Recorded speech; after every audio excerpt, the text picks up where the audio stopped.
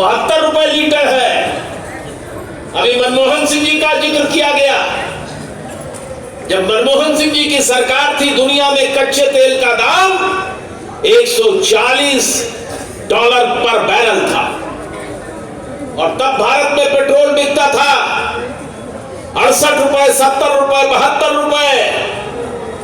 Diesel बिकता था 64 रुपए, 65 रुपए, 66 रुपए। 2 रुपए डीजल पेट्रोल के दाम बढ़ गए थे।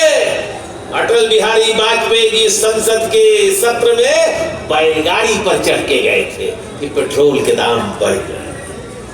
रात भर ने सुषमा स्वराज जी संसद के सामने नाची थी प्रदर्शन करते हुए।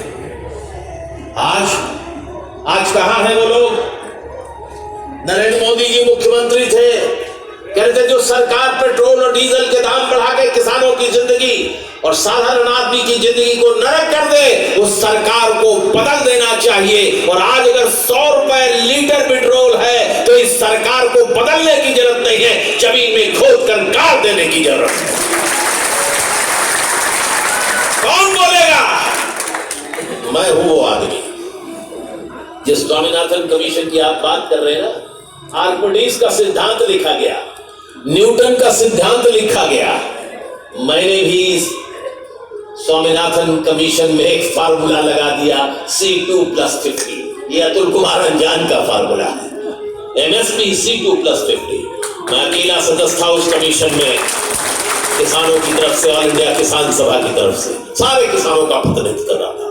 मेरे दिल में कौन क्या है इससे कोई मतलब नहीं है, उसकी जात क्या है, उसकी बिरादरी क्या है, उसका रंग क्या है, उसका रूप क्या है, उसका धर्म क्या है, इससे कोई मतलब नहीं। अगर भारत माता की खेतों पर वो खेत मजदूर और छोटा किसान बड़ा किसान है तो हमारे लिए पूज्य है, वंदनीय है, उसके सामने हमें सर झुकाना है। इस सोच के साथ हम स्वामीनाथन कमीशन में काम कर रहे हैं, जिसमें रिजर्व बैंक के गवर्नर भी थे, नाबार्ड के गवर्नर भी थे, 12 राष्ट्रीयकृत बैंकों के नेशनलाइज बैंक के CMD भी थे, जिसके अंदर Indian institute of agriculture research के डायरेक्टर, बड़े बड़े किसान वैज्ञानिक थे उसके अंदर। डॉक्टर स्वामीनाथन दुनिया का, भारत में हरित क्रांति का जनक डॉक्टर स्वामीनाथन और डॉक्टर बोरोलॉग थे, जिन्होंने ये धरती को नए तरीके से, वरना हम PL 480 का 45 पैसे फी किलो अमेरिका से गेहूं खाते थे। जिस गेहूं का सत निकालकर वहां के घोड़े मजबूत होते थे, उसका बाकी बचा हुआ खा करके भारत में हम कुछ जिंदा रहते थे। आज पंजाब के, हरियाणा के, पश्चिमी उत्तर प्रदेश के किसानों ने हरित क्रांति करके हिंदुस्तान को खाद्यान्न के मामले में आत्मनिर्भर ही नहीं किया, बल्कि अब हम कुछ विदेशों में भी भेजने लगे। आप भूल गए इस बात को।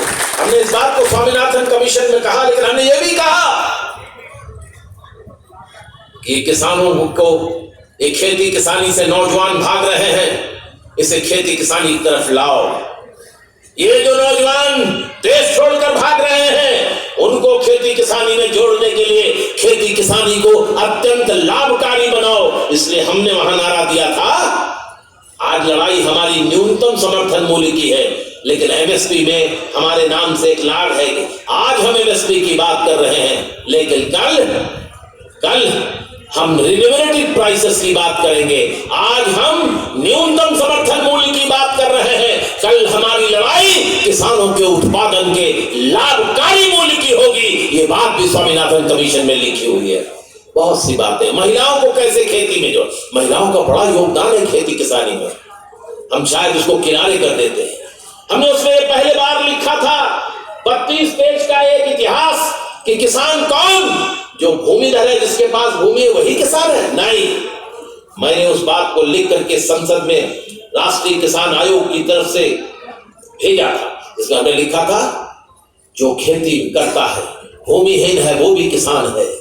जो कुक्कुट पालन करता है, जो मुर्गा मुर्गी पालता है, वो भी किसान है। जो मत्स्य पालन करता है, जो मछली पालता है, वो भी किसान है। जो बी कीपिंग करता है, जो मधुमक्खी पालता है, वो भी किसान है। जो गौ पालन और पशुपालन करता है, वो भी किसान है। वो 32 पेज का वो हमने किसानों की नई परिभाषा संसद में रखी थी 2008 में, और वो संसद में मैं संसद का सदस्य नहीं रहा, लेकिन वो पास हो गया सर्वसम्मत से। और उस समय नेता विपक्ष सुषमा स्वराज जी ने कहा था कि अतुल अंजान जी यहाँ तो मौजूद नहीं है संसद में, लेकिन उनको हम अपनी तरफ से शुभकामना देते हैं। इतना सुंदर लिखा हुआ है। और फिर